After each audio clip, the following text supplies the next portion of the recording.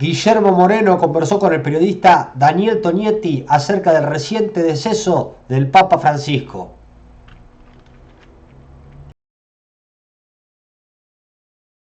Guillermo Guillote Moreno. Guillermo, ¿cómo estás? Daniel Tonietti y el resto del equipo te saludamos. ¿Cómo andás? ¿Qué tal, Tonietti, Bueno, equipo? Un placer hablar con ustedes. Igualmente para nosotros. Bueno, te llamamos porque conociste como pocos a Jorge Mario Bergoglio, al Papa Francisco. ¿Cómo fue ese vínculo que tuviste vos con el Guillermo? En realidad la relación más estrecha la tiene con Marta. Con tu mujer. Porque sí, eran, digamos, tenían una relación amical. Yo estoy ahí de colado. Pero se construyó una relación, sobre todo en Europa.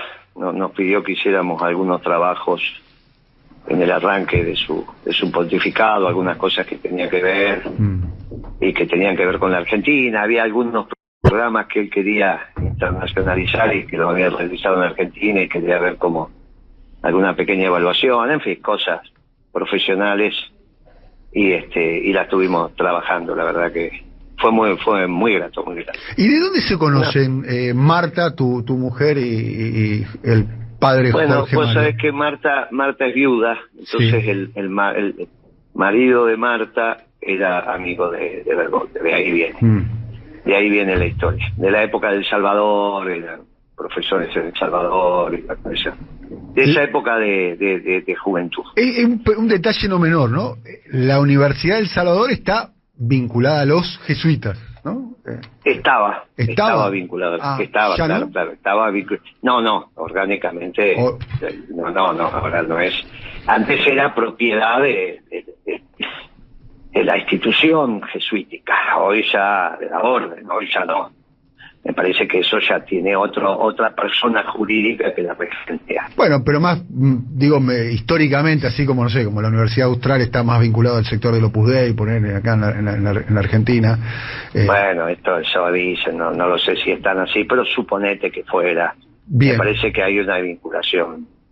Podrías decir la UCA, que esa es una universidad pontificia directamente vinculada a la curia, digamos, ¿no? Y al Vaticano. Bueno, en este caso era una orden, pero me parece que después dejó y el vínculo me parece que fue el conflicto incluso ese, ¿no? Porque la decisión la toma Bergoglio. El vínculo que algunos dicen, bueno, que un joven Bergoglio orbitaba alrededor de lo que fue la organización Guardia de Hierro, digamos, cuánto hay de mito, cuánto hay de realidad. Quizás fue alguien que fue impregnado por un momento de la historia, de un contexto determinante. Creo yo, sí, está claro, creo yo que había una estructura. Por ejemplo, una vez se encuentra Roque Fernández con una vieja militante de la TERS. ¿Te acordás lo que era la TERS vos? No me acuerdo. La TERS era la agrupación estudiantil del trotskismo. ¿Está bien? Entonces, porque... Roque Fernández, el que fue presidente del Banco Central y ministro de Economía, al que sucedió a Cavallo. Claro, ese militó en la TERS. ¿Roque Fernández era trotskista de joven? Claro. Bueno, pensé que lo sabía. Bueno, Roque Fernández, que militó en la TERS, se encuentra con una vieja compañera de la TERS. Y le dice, che, estoy sin laburo. ¿Y sos ministro de Economía? Y él le dice, bueno, mandá el currículum, que yo. Y los mete en el INDEC. Y solo que después se la pasaron años rompiendo los cocos, con que el INDEC mentía y que un montón de periodistas decían, tenemos amigos, por ejemplo, este periodista de C5N, ¿no? Que también es trosco. Y entonces se arma un club de troscos y, bueno, en la Universidad del Salvador, sí. ¿Sabés de quién hablo, no? De C5N, que también es trosco, ¿no? Tampoco. Sí, no sé quién habla. Tampoco sabes. Bueno, está bien. Si vos no lo conocés, no lo conoce nadie. Bien. Si sos el más informado que hay, imagínate. Entonces, ese grupo de trosco le dice al otro trosco y se arma un club de... Lo mismo pasó en la universidad, o sea, entran profesores que se van recomendando y más o menos hay una sintonía. Pero no es que hubo una participación orgánica, y alguno por ahí tiene un cargo importante, es un secretario de la PER. Y entonces después se corre esa bola. Pero imagínate que Bergoglio, los jesuitas siempre fueron mucho más relevantes que Guardia de Hierro, ¿no? O sea que después podemos decir esas cosas, pero no, de ninguna manera. Bergoglio era un personaje, por eso terminó papa, ¿no? Toda su vida fue un personaje. Bien, no solo que terminó papa, sino que teniendo un papado muy relevante, está claro que... Y de la misma manera que Juan Pablo II dio cuenta de los bolcheviques, Francisco dio cuenta de la globalización. ¿Vos pensás que digamos, derrotó a la globalización? Fue uno, junto con Trump, junto con Putin, de hecho no hay duda. Pero es uno de los que termina. Tampoco Juan Pablo II terminó con la Unión Soviética solito. Digamos, se hizo cargo de los bolches en un proceso generalizado.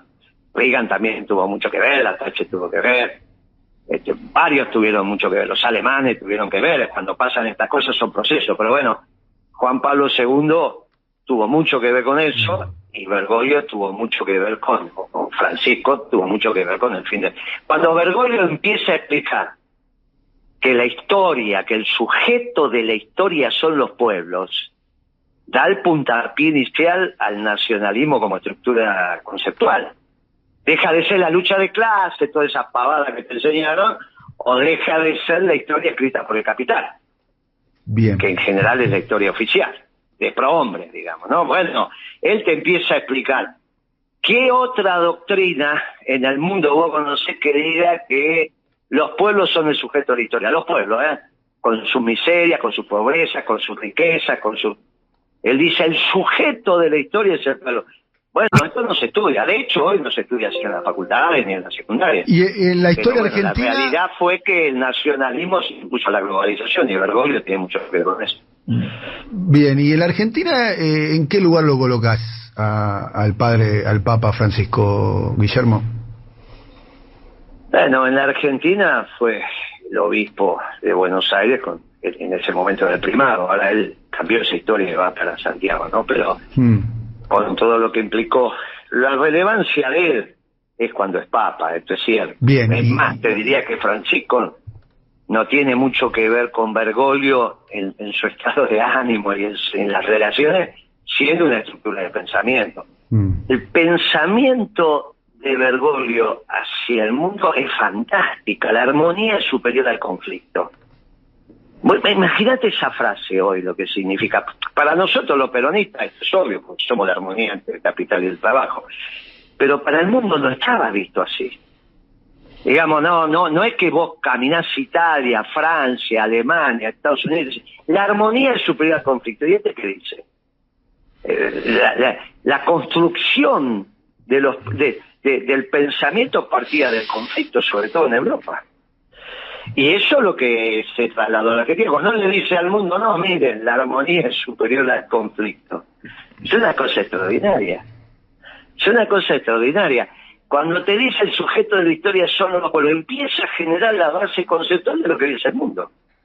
No se la vas a pedir a Trump eso, ¿no? Recién ahora apareció una nota la semana pasada en La Nación que dice, ¿y si Trump no está loco? ¿No? Que le empezó a explicar, empezaron a explicar lo subyacente a las decisiones de Trump. Pero cuando vos vas a los fundamentos conceptuales es Bergoglio. Con esto que te estoy diciendo y algunas más, ¿no? Sobre el espacio, el tiempo, todo este tipo de cosas que el Papa te fue enseñando, que el todo es superior a la parte, bueno, todas estas cosas es... Bien. Eso es Bergoglio transformado en Francisco, y que le habla al mundo. Que ahora van a empezar a tomar esas categorías, la trascendencia que tienen en este mundo que se va creando. No existe el nuevo orden internacional sin el pensamiento conceptual del Papa. Por eso los progres, el tema que nos pasó con el Papa, los neoliberales, el tema que nos pasó con el Papa, no te olvides que confrontó con la globalización en el núcleo duro, desde allá confrontó. Desde allá confrontó. Guillermo, la última pregunta y te agradecemos el tiempo para conversar con nosotros. ¿Vas a viajar a Roma? No. No corresponde, no voy a ir, no voy a ir. Ya hicimos el duelo ayer, fue una hora y pico, desde que nos enteramos hasta que salí de la ducha, y ahí en más irrumpió esta esperanza de un mundo distinto, que el Papa supo construir, y que ahora tenemos que tener la capacidad de terminar de armar la ingeniería que le dé felicidad al pueblo. Lo que se viene es una Argentina de esperanza en un mundo lleno de esperanza, un mundo distinto. Triunfó el nacionalismo. Vos imaginate que hoy estás haciendo en este momento un reportaje donde uno te dice del otro lado, triunfó el nacionalismo. Y vos esto no lo podías pensar hace 2, 3, 4, 5 años atrás. Por ahí dudás ahora de esto, ¿no? Tenés todo el derecho a dudar de que yo tenga razón. Pero lo que no puedes dudar es que yo diga triunfó el nacionalismo, porque lo estoy diciendo. Y hace 5 años atrás, 3, 2, para vos era impensable que un entrevistado tuyo dijera una cosa como esta. Entonces, este mundo de esperanza que va a construir la felicidad de los pueblos se lo debemos a Francisco. Guillermo, un abrazo grande, gracias por tu tiempo. Gracias, amigo, hasta la próxima. Hasta la próxima. Guillermo Moreno, quien fuera secretario de Comercio de la Nación, hay que decir.